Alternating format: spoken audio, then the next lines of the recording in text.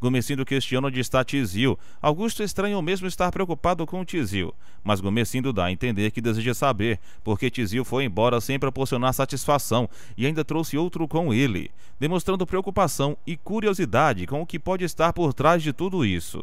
Por sua vez, Augusto comenta a possibilidade de Tizil estar passando fome na capital, mas Gumecindo diz duvidar muito disso, alegando que Augusto não o conhece o suficiente para afirmar tal coisa.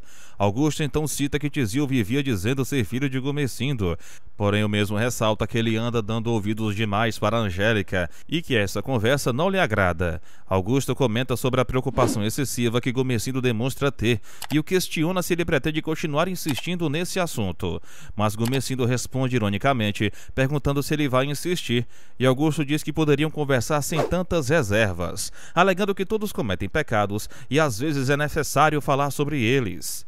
Augusto comenta então que Angélica viu no passado Gumecindo deitando-se com uma escrava, o que o deixa extremamente irritado, lembrando a relembrar que Augusto também teve suas falhas, citando o fato de ter se amassado com Paola às vésperas de casar-se com Angélica.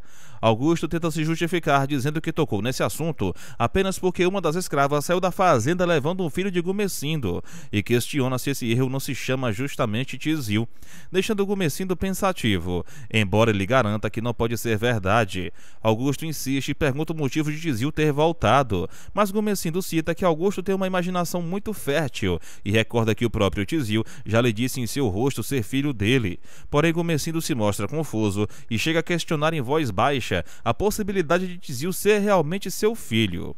Enquanto isso, na colônia, todos os italianos se ocupam com seus afazeres diários, e Gumecindo comenta que não pode se preocupar com o destino de um filho ou filha de uma escrava solta pelo mundo, o que causa espanto em Augusto, que ressalta ser estranho ouvir tal frieza de um homem como ele. Augusto ainda acrescenta que é capaz de sentir as mesmas atrações que Gumecindo sentia pelas escravas da senzala, revelando que foi iniciado na arte do amor por uma das escravas de seu pai, o que impressiona Gumecindo, levando-o a admitir que também passou por algo semelhante devido à obra e vontade de seu próprio pai, que se preocupava apenas em ter certeza de que o único filho, o homem que possuía, era de fato um homem de verdade. Enquanto isso, Maria questiona onde estão Gumecindo e Augusto para tomarem o café da manhã. Leonora responde dizendo que ambos saíram de braços dados. Maria se acomoda à mesa e Rosana comenta, em tom de ironia, que o pai delas parece estar muito bem com o marido de Angélica. Angélica rebate dizendo que isso não acontece porque Augusto não a abandonou. Maria se irrita e pede para que parem a conversa, mas Rosana insiste afirmando que não está falando mal do marido de Angélica, apenas ressaltando que, aparentemente, Gumecindo e Augusto estão se entendendo bem, apesar da história de Paola, o que faz Maria aumentar o tom e exigir que parem imediatamente. Augusto, por sua vez, concorda com Gumecindo que ele não deva se preocupar com a tal escrava que saiu da fazenda levando o possível filho, mas Gumecindo diz que Naná ainda era moça quando se deitou com ele. Augusto então pergunta se há possibilidade de Naná ter se deitado com outro homem depois e questiona se houve amor quando ela se deitou na rede, ao que Gumecindo responde que ela o fez apenas em troca da liberdade de seus pais. Augusto cita que isso seria motivo suficiente para não se preocupar, e Gumecindo diz que é justamente isso que repete para si mesmo há anos, para não sentir remorso.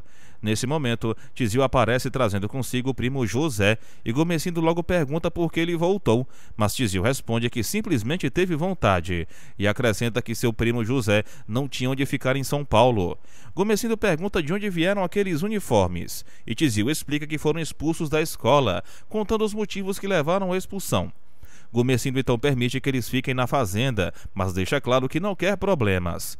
Tizil diz que José pode ajudar na venda, caso Gumecindo queira, e ele próprio pode voltar a fazer o serviço que desempenhava antes. Gumecindo concorda e pede que ele vá até a venda, prometendo encontrá-lo em seguida. Depois que Tizil sai, Gumecindo comenta com Augusto que gosta de Tizil.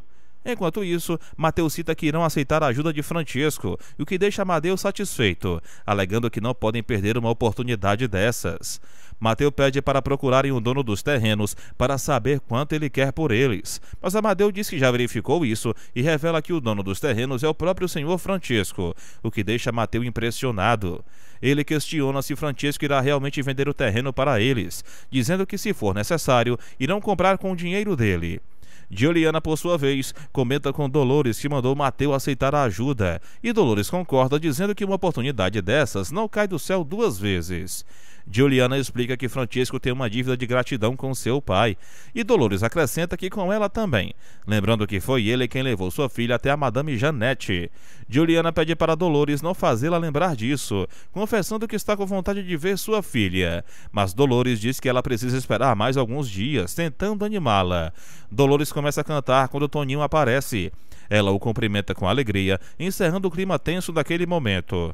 Dolores, ao ver Toninho entrar, questiona por onde ele andava, e ele responde que esteve comprando cebolas para o genro dela, mas logo revela que brigou com um tio e que nunca mais pretende trabalhar com ele nesta vida, afirmando que deu um basta em tudo aquilo.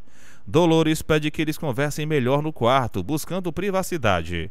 Enquanto isso, Juliana permanece sozinha, imersa em pensamentos e preocupações, questionando a si mesma como fará para saber notícias de seu neto, agora demonstrando angústia e saudade. Já no quarto, Toninho desabafa com Dolores, dizendo que a adoção do menino apenas piorou a situação na casa, o que causa espanto nela, que logo pergunta o motivo dele dizer isso.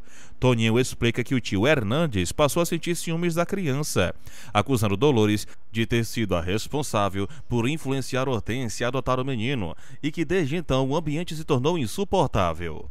Dolores, com expressão amarga, diz que já sabia que isso iria acontecer e desabafa dizendo ter vontade de ir até a casa deles e trazer o neto para ela, deixando claro que isso não custaria nada para fazer. Juliana, em outro canto da fazenda, coloca comida para as galinhas, enquanto Dolores se aproxima resmungando, e Juliana questiona o motivo das reclamações, ao que Dolores responde estar falando de seu genro. Ela começa a desabafar sobre como o genro está infernizando a vida de sua pobre filha, tomado por ciúmes da criança adotada. Juliana pergunta o motivo de tanto ciúme, lembrando que o menino é filho dele, mas Dolores corrige dizendo que o menino é adotado. Dolores questiona se já não havia contado isso antes, e Juliana responde que não, demonstrando espanto com a novidade. Curiosa, Juliana pergunta onde o menino foi encontrado, e Dolores explica que foi a própria mãe biológica que o levou até eles, pois não tinha condições de criá-los, acrescentando que agora o infeliz do genro não quer mais o menino na casa, o que a faz pensar seriamente em buscá-lo de volta para evitar que ele e Hortência se separem da criança. Juliana apoia a ideia e incentiva Dolores a buscar o menino, dizendo que pode ajudá-la a cuidar se for preciso.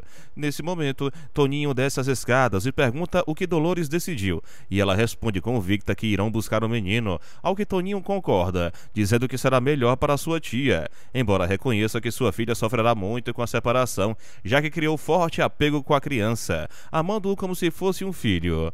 Juliana comenta que ele não precisa dizer isso, pois ela sabe bem o que é sentir essa dor.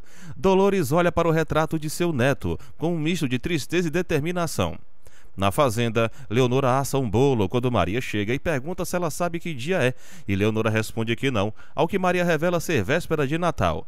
Leonora se espanta e confirma, e Maria diz que farão uma ceia, mesmo simples, pedindo que Leonora invente algo com o que tiver, mas logo lamenta, afirmando que este ano não há motivo para celebrações. Leonora tenta confortá-la, lembrando que ela tem um neto e uma neta, mas Maria rebate, dizendo que também tem uma filha largada pelo marido dentro de casa, o que a entristece ainda mais. Quando Leonora fica sozinha, reflete em voz baixa sobre o que será da ceia sem Mateu acomodado à mesa, como de costume, sentindo a ausência dele. Enquanto isso, Francesco analisa documentos e pergunta se aqueles são os terrenos dos quais Mateu e Amadeu estavam falando, e Amadeu confirma. Francesco, no entanto, diz não querer tratar daquele assunto dentro de sua casa bancária e encerra o diálogo. Mateu pergunta como irão proceder então, e Francisco afirma que tem uma proposta a fazer, mas pede para que aguardem por ele na pensão. Amadeu observa e lembra que o dia seguinte é Natal e que eles também não trabalharão, deixando o ambiente em tom de expectativa. Em outro local, Anacleto viaja de trem, comentando que decidiu não permanecer sozinho na fazenda. Inês diz que ele fez bem, afirmando que não queria passar o Natal apenas com Paola, que concorda, dizendo ser verdade. Anacleto admite que havia até se esquecido que era Natal, e Inês pergunta como ele se lembrou, ao que ele responde que viu algo montado sobre o Natal na igreja, o que o fez recordar a data. O trem segue seu caminho enquanto Dolores e Toninho saem juntos, decididos a buscar o menino e mudar o rumo daquela história marcada por ciúmes, solidão e arrependimentos. Juliana comenta que serviu o almoço sozinha, pois Dolores saiu acompanhada do neto, e Mateu, ao chegar, pede que ela lhe sirva um prato de comida, alegando estar com muita fome. Juliana, enquanto prepara o prato, pergunta como foi o trabalho de Mateu e ele responde que correu tudo bem, contando que estiveram na casa bancária de Francesco e que descobriram que ele é o dono das terras que eles desejam comprar, dizendo que Francesco parece ser dono do mundo, tamanha a influência que possui. Curiosa, Juliana questiona sobre o que conversaram e Mateu explica que nada foi decidido, pois Francesco ficou de encontrá-los mais tarde na pensão, afirmando que não gosta de tratar negócios pessoais dentro de sua própria casa bancária. Juliana pede a Mateu que a escute, pois precisa contar algo, revelando que Toninho andou dizendo algumas coisas a Dolores e que a deixaram profundamente irritada, mencionando que a filha dela pegou um menino para criar, mas o marido da moça está implicando com a criança, tomado por ciúmes. Juliana acrescenta que Dolores acabou indo buscar o menino e Mateu a questiona sobre isso. Juliana diz temer que o genro de Dolores acabe abandonando a filha por causa dessa situação e comenta que a criança deixada pela mãe com a filha de Dolores é a coisa mais linda do mundo. Em seguida, Juliana busca um retrato e o mostra a Mateu, que sorri e diz que o menino é realmente belo. Juliana observa o retrato com carinho, enquanto seus pensamentos parecem distantes, imaginando o destino daquela criança.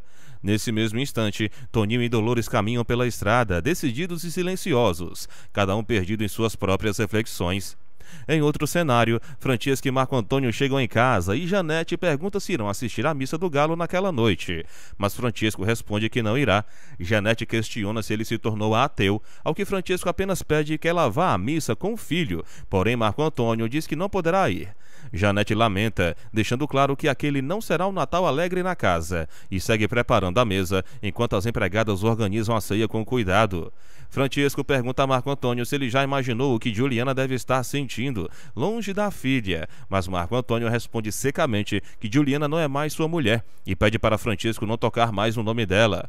Francesco desvia o olhar e observa a neta brincando, refletindo silenciosamente sobre a dureza do coração do filho. Enquanto isso, Bartolo chega à fazenda e, cheio de entusiasmo, anuncia a Gumecindo que finalmente fechou o negócio e agora tem um pedaço de terra onde poderá plantar suas uvas. Gumecindo, surpreso, pergunta se ele concretizou o negócio sem antes consultá-lo, e Augusto logo intervém, perguntando se os documentos das terras estavam em ordem. Bartolo afirma que sim, garantindo que tudo foi feito corretamente no cartório de Jundiaí, na presença do tabelião. E, emocionado, fala sobre o sonho de ter sua própria terra. Gumecindo, satisfeito, pede para comemorarem, e Bartolo, tomado pela emoção, sorri e aceita. Os três, Bartolo, Gumecindo e Augusto, erguem os copos e brindam a nova conquista. Na colônia, os italianos celebram com alegria. Uns batem palmas, outros dançam, e o ambiente se enche de música e risadas.